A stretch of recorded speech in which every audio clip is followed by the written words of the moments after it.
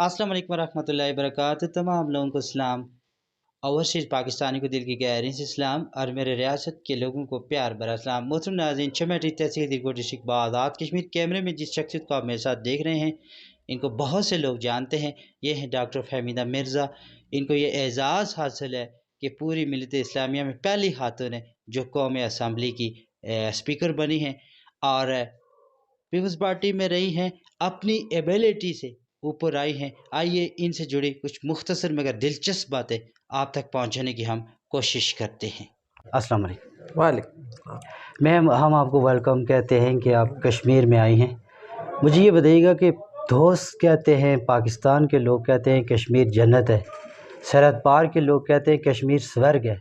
Doctor Fahmida Mirza क्या कहती हैं कश्मीर को लेकर? मैं ये कहती हूँ आप सब बहुत खुश नसीब हैं क्योंकि आप ज़िंदा जन्नत में रह रहे हैं, और वाकई मैंने जैसा सुना था वैसा पाया।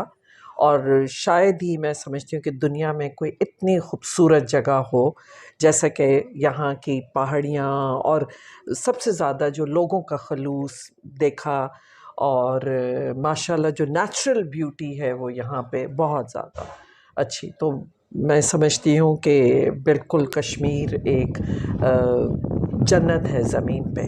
क्या बात है। अच्छा मैम, आप मिलत इस्लामिया की, आपको ये एज़ाज़ हासिल है कि खातून आप खातून बनी और नेशनल असेंबली की स्पीकर बनी पाकिस्तान की। तो ये आपको जब ये एज़ाज़ मिला तो आपके क्या जज्बात, या पहले आपको अंदाज़ा था कि कभी आपको ये मकाम मिलेगा? जी, पहली खातून स्पीकर एक बहुत बड़ा एज़ाज़ है, और न सिर्फ मेरे लिए बल्कि पूरे मुल्क के लिए था, क्योंकि मुस्लिम वर्ल्ड में कि पहली खातून स्पीकर का मिलना। और पहले ज़ाहिर है पता तो नहीं था, बट मैं क्योंकि एक पॉलिटिकल फैमिली से ताल्लुक़ रखती हूँ, मेरे ख़ानदान की और भी ख़वातीन जो हैं वो सियासत में भी रही हैं, उन्होंने अपने किरदार भी अदा किए हैं, मजलिस शुरा की मेंबर भी रही हैं।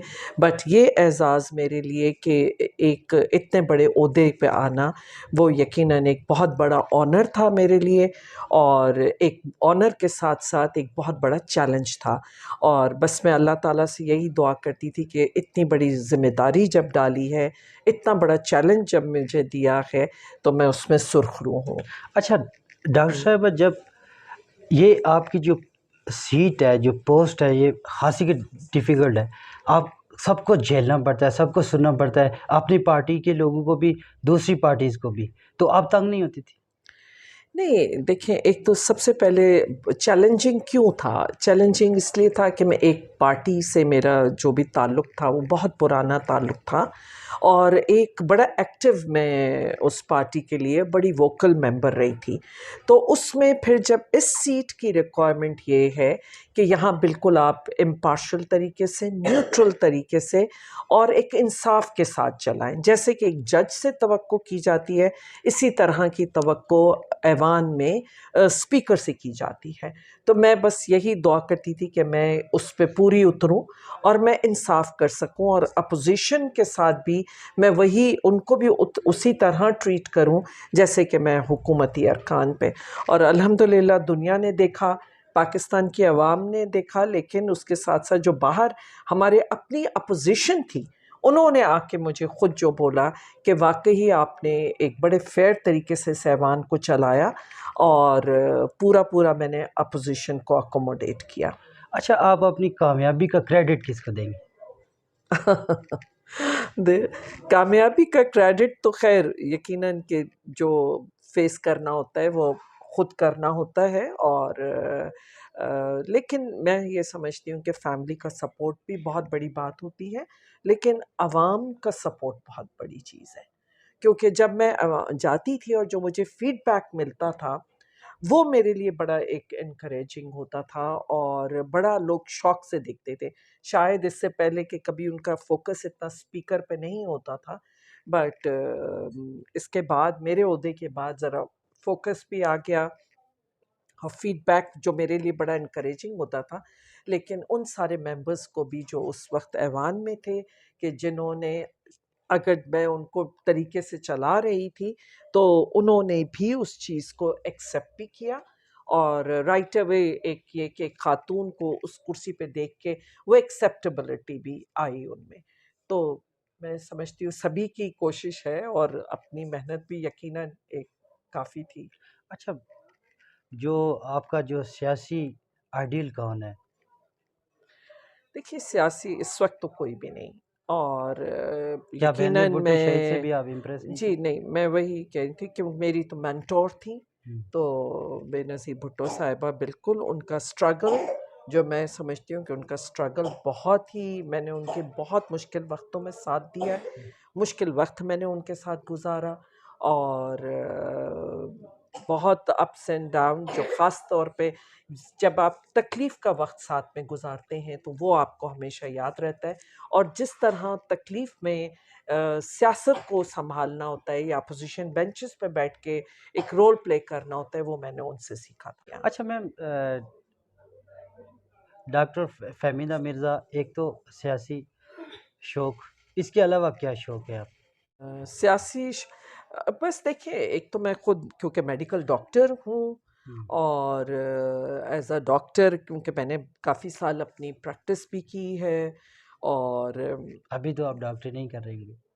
نہیں، لیکن سوشل ورک کرتے ہیں، اور بہت سی ایسی چیزیں ہیں کہ جس میں میرا کنٹریبیوشن ہوتی ہے، اور اس میں جس طرح ہیلتھ ریلیٹڈ جو بھی ہوتا ہے، کبھی کیمپس کا ہے.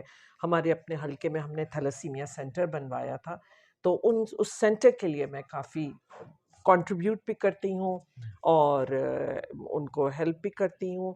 اینڈ اس کے ساتھ ساتھ کیونکہ سیاستدان چاہے ایکٹیو ہوں یا پیچھے، وہ رہتا ہے سلسلہ.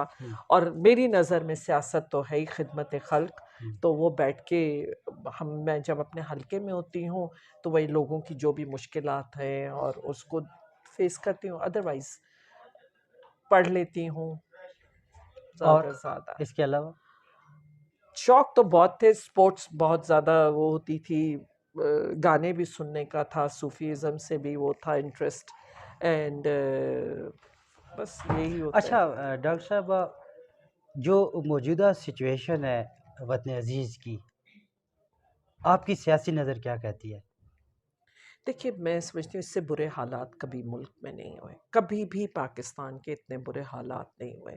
آپ چاہے مہنگائی کو لے لیں، چاہے آپ اس وقت اوور آل بے چینی جو نظر آتی ہے لوگوں میں، اور سب سے زیادہ جو نیگیٹو بات ہے وہ ہوتی ہے ہوپلیسنس. ہمارا ملک ان ملکوں میں سے ہے جہاں پہ 60% ہمارا یوتھ ہے، اور جس ملک میں 60% یوتھ ہو، اس یوتھ کو اگر چینلائز نہ کیا جائے تو میری نظر میں وہ ایک بڑے خطرناک بات ہے. اٹس این ایمونیشن، ایک ایسی ایمونیشن ہے کہ اگر اس یوتھ کو، اگر وہ کسی غلط راستے پہ پڑ جائیں تو بھی مشکل ہے، اور اگر کہ پازیٹیو ہوں تو یہ ملک کہاں سے کہاں پہنچ سکتا ہے. لیکن آج اس یوتھ میں جو میں ہوپلیسنس دیکھ رہی ہوں وہ بڑی تکلیف دہ ہے، تو اس کا بہت کچھ حل، چیلنجنگ مومنٹ ہے. کوئی حل آپ کا، کوئی سیاسی ایسا حل نکالا جا سکتا ہے جس سے جو بگڑے ہوئے حالات بہتری کی طرف جائے؟ جی دیکھیں، چیلنجز صرف یہی نہیں ہے، اکنامک کرائسس بہت بڑا ہے، بہت بڑا اکنامک کرائسس ہے، اور وہ آپ کے یہاں ہاتھ میں بھی نہیں ہے کیونکہ نہ پالیسیز ہیں، نہ فوکس ہے، کچھ بھی نہیں ہے. اینڈ اس کے ساتھ ساتھ آپ کا اس وقت کانسٹیٹیوشنل کرائسس ہے. پولیٹیکلی جس طریقے سے پولرائزیشن ہے، جس طرح پولیٹیکل پارٹیز ڈیوائیڈڈ ہیں، تو یہ سارے بہت بڑے اور بڑے میجر قسم کے چیلنجز ہیں. اکنامک سچویشن تو اب ہم اس پہ آ گئے ہیں کہ جہاں سے پتہ نہیں کتنے سال ہمیں چاہیے ہوں گے کہ واپس ہم صرف ایک نارمل ٹریک پہ آ سکیں.